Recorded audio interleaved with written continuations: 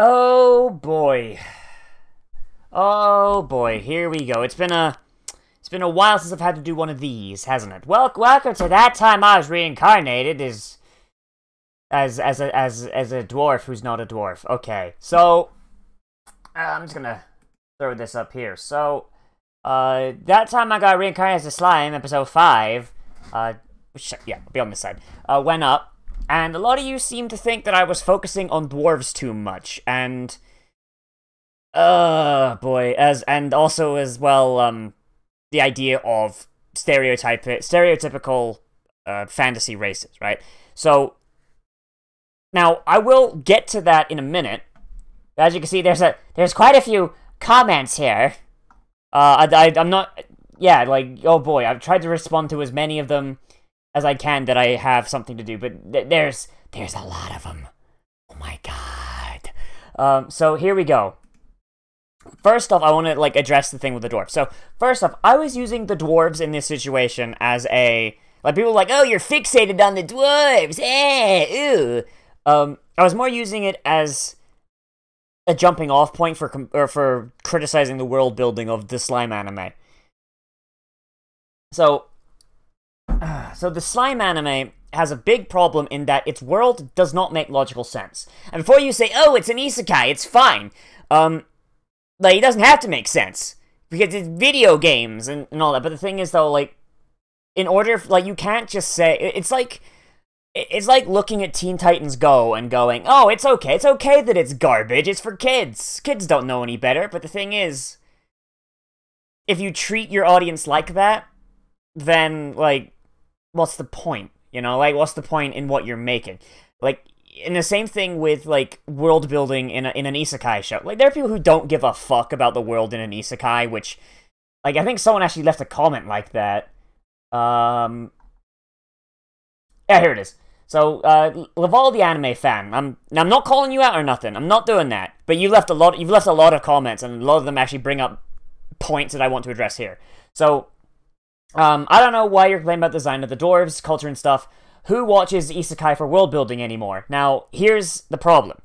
There are so many fucking terrible isekai that this attitude has become a thing. And that's literally, like, goes against the whole idea of isekai as a genre. Because isekai literally means another world. What is the point of making an anime set in a world separate from our own if nobody cares about the world you're going into? What's the point? There isn't one. And it's just absolutely, like, it's ridiculous. And here's a comment here that just kind of goes about what I'm just going to read this comment off and I'll expand on it. So this guy's like, dig in your own hole here. If you divert from the stereotype, 3/4 of the review with the reaction would be dwelling on that. If they were generic, you'd say it was lazy. I understand you need to be a critic, but move on from the fixations, though it's somewhat funny. And I do appreciate that you find it funny. But I was using the dwarves as the biggest example of the failed world building. And honestly, if they were basic-ass fantasy dwarves, alright, I'd be down.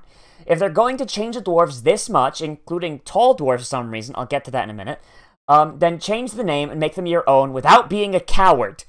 Hell, if they were called, I don't know, Dwargons or some shit, and Slimato were to go, oh hey, those look kind of like dwarves, but different, because they're fat, then I would be totally fine.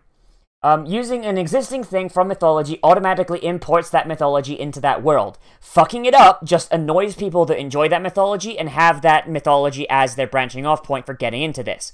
So, here's something that people seem to not, I don't want to say they don't understand, but maybe, like, they're not conscious of it because a lot of places fuck this up. But the whole idea of I don't want to call it the Tolkien bestiary, but I'm gonna call it the Tolkien bestiary. Like, the whole idea of elves, dwarves, like, goblins, whatever. Like, they, even before Tolkien, they were well-established, like, things from mythology. And whenever a writer would use them, they were being used as a cultural jumping-off point. Because when, like, it was basically like a shortcut to save people time. It's like, you know, like TV tropes? Whenever you start to see a trope that's like, you're just like, okay, I know where the story's going. These fantasy creatures were the ancient, and even not even ancient, like modern as well, example of that. Like, you see an orc, and your first thought is, okay, green or brown skin, vaguely pig-like in complexion, usually uses big fucking axes, and is big, brutish, and savage, and probably the bad guy, right? Or, you know, like, there's some twist on that kind of goes against that. But that's the thing. Like, when you introduce an orc, I'm going to try and stay away from dwarves to avoid that criticism again. When you introduce an orc, you have that sort of, like, idea in your head. Someone says orc, you imagine big, strong, green man. Meat's back on the menu, boys! And 9 times out of 10, that's what you get. And occasionally you'll get something that flips it around on its head and goes, no, this orc is actually a good guy. But the thing is, the main part of that story is that orc fighting against that stereotype, against that cultural bias that surrounds his race. That's what that is. Same with elves, same with dwarves, same with halflings, hobbits, or whatever the fuck you want to call it. Like, fucking Tolkien, made fucking hobbits. Yeah, and then fucking D&D, I think D&D coined the term halfling. I might be wrong, I might have to double check on that. And then D&D went, okay, that's a good idea, we like that, but we're gonna change it up. They changed it up and they renamed them halflings, because I'm pretty sure in the early fucking, like, versions of D&D, they were called hobbits, and they were fucking lame, no one liked them, so in later editions they changed them to halflings, because they were different then. It's like, and if I'm wrong about that, and just Tolkien's family just broke out the fucking legal books, and okay, like, understandable. But that's the thing. Someone actually made a point about this.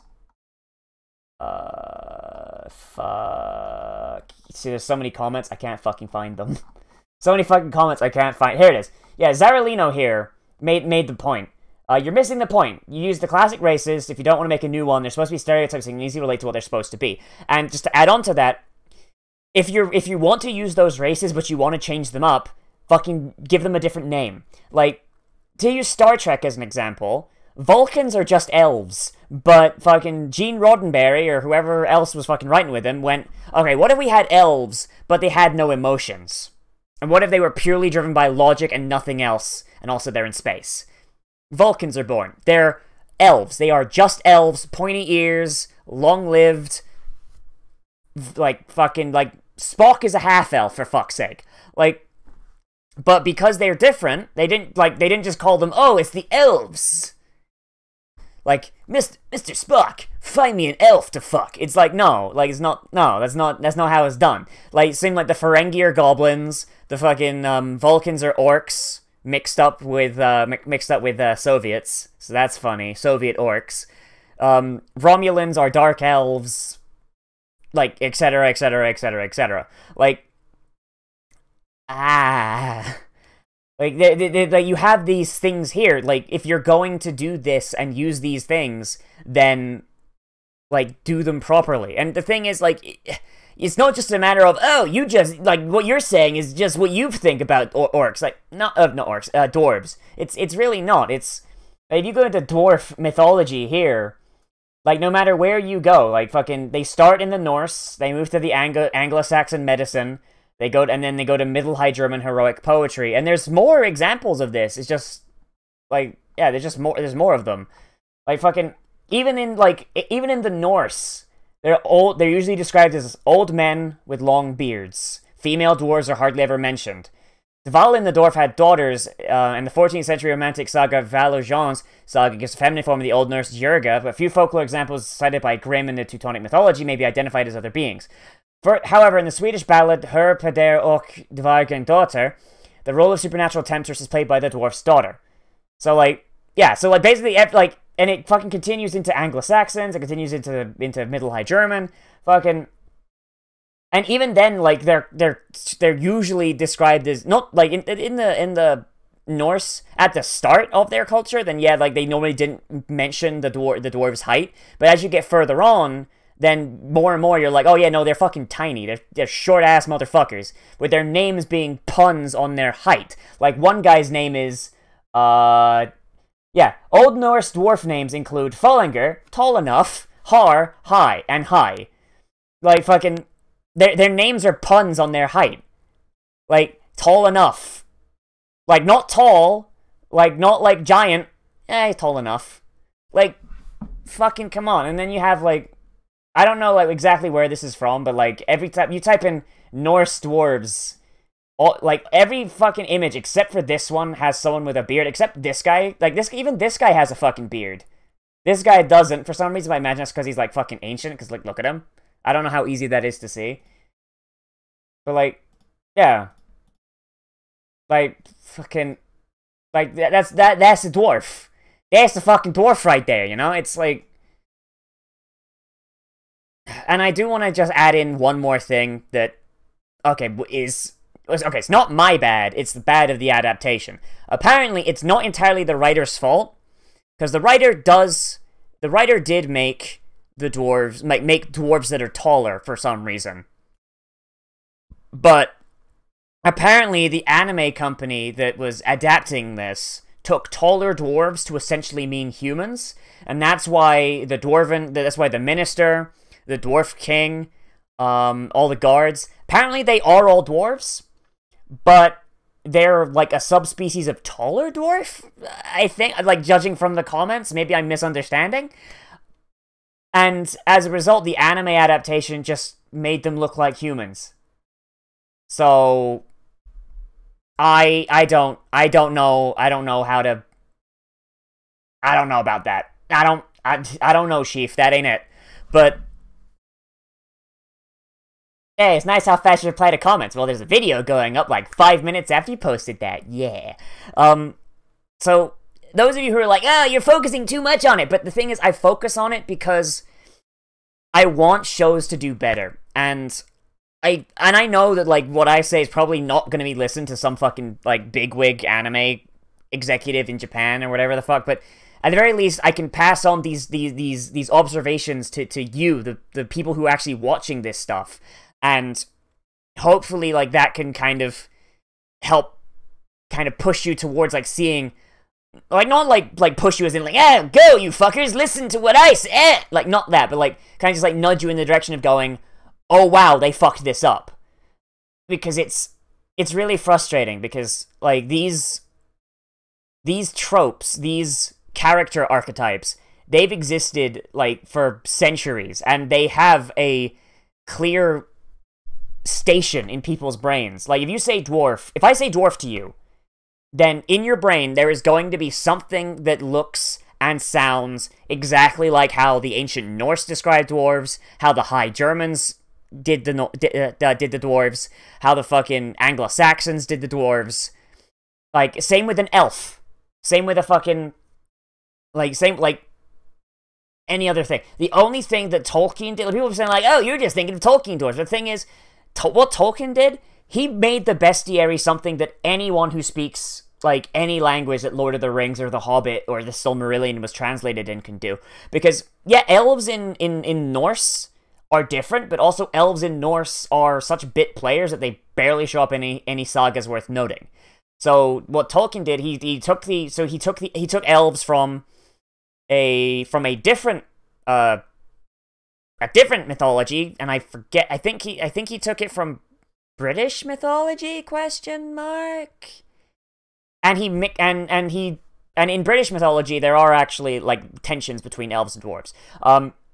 And then he moved. So basically, he condensed all this bestiary into one cultural touchstone that everyone could use, and people have been using it, and they've been using it to make new fantasy creatures that, like, to, like, fucking stick around for ages. Like I said, like the Vulcans, like the fucking Eldar in Warhammer. The Eldar are just elves, and they are explicitly elves, but their culture is so fucking different, they warranted Games Workshop giving them a different name.